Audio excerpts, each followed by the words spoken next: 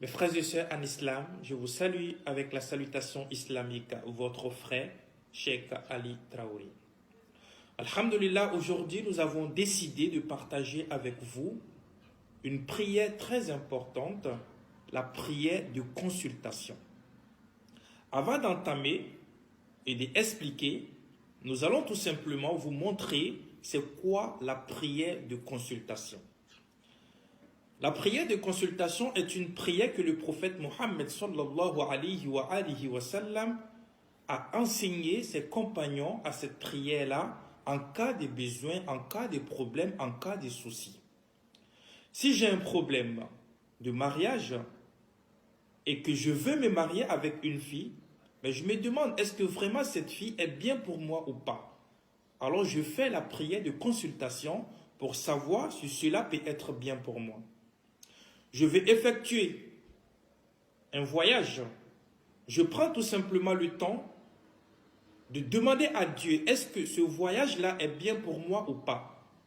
Je dois aller déposer mes documents à l'ambassade. Je prends le temps de me renseigner vers Allah subhanahu wa ta'ala, est-ce que cela est bien pour moi? Mon permis est autre, je veux un enfant, je veux un mari et tout.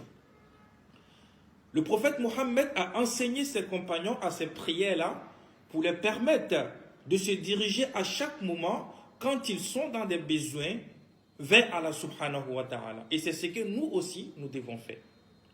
Moi, si vous voyez, à chaque moment, je vous partage des zikrs et des prières, c'est pour vous éviter d'aller voir des féticheurs. Parce que vous êtes votre propre féticheur.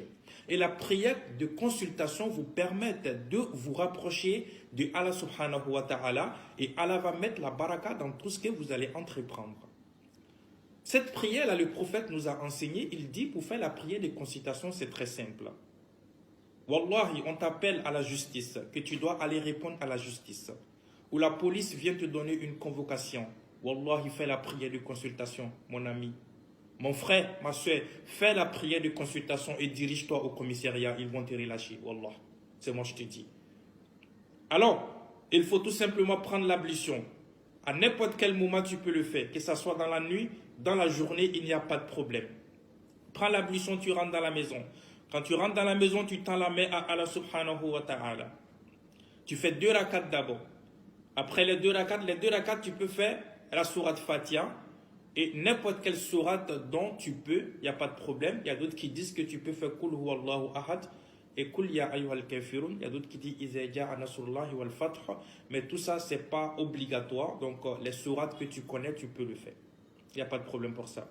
Après cela, maintenant, il faut signaler que la prière de consultation est simplement une bénédiction. C'est une bénédiction.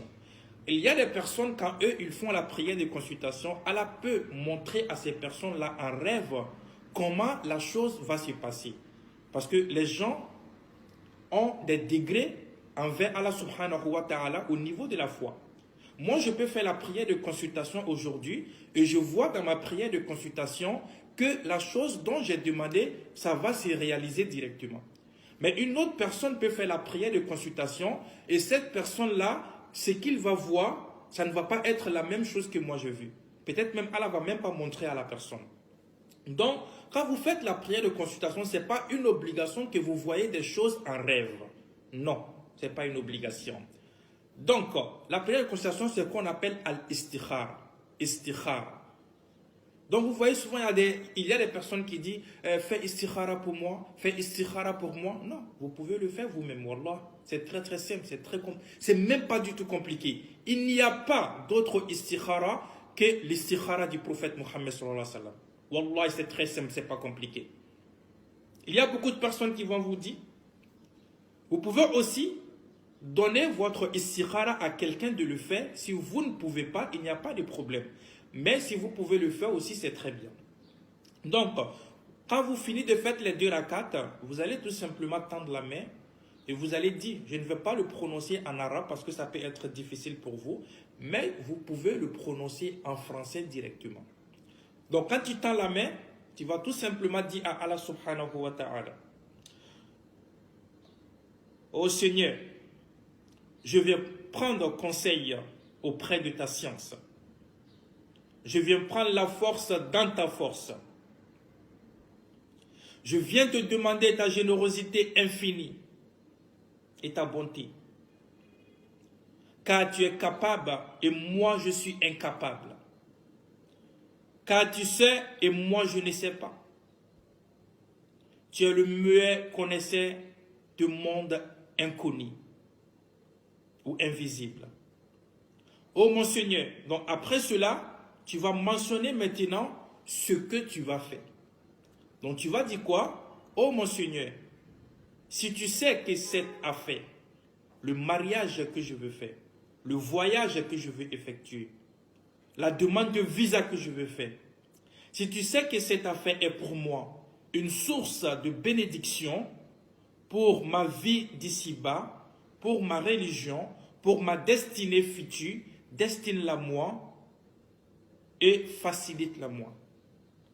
Oh mon Dieu, mais si tu sais que cette affaire est pour moi une source de malédiction, si tu sais que ce mariage est pour moi une source de malédiction, si tu sais que ce mariage est pour moi, ou comment dirais-je, le voyage est pour moi, ou n'importe quelle chose dans la vie, tu dois prononcer cette chose-là. Après, c'est toi, tu dois prononcer cette chose.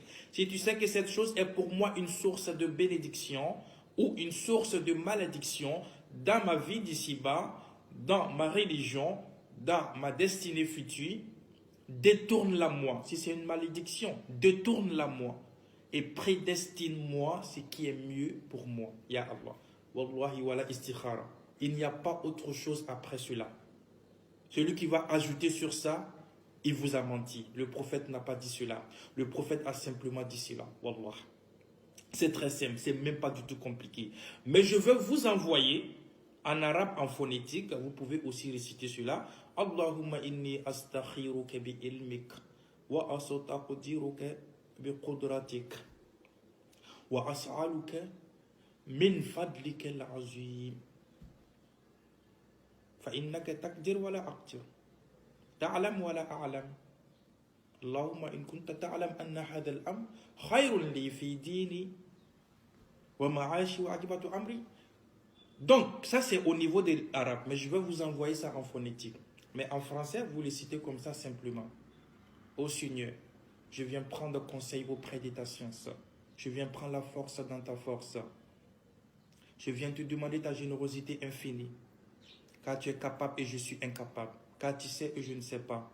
Oh mon Seigneur, si tu sais que cette affaire, mon mariage, mon voyage, étant, est pour moi une source de bénédiction pour ma vie d'ici-bas, pour ma religion, pour ma destinée future, destine-la moi et facilite-la moi. Mais si tu sais que cette affaire est pour moi une source de malédiction pour moi, ya Allah, détourne-la moi et prédestine-moi ce qui est mieux pour moi, ya Allah.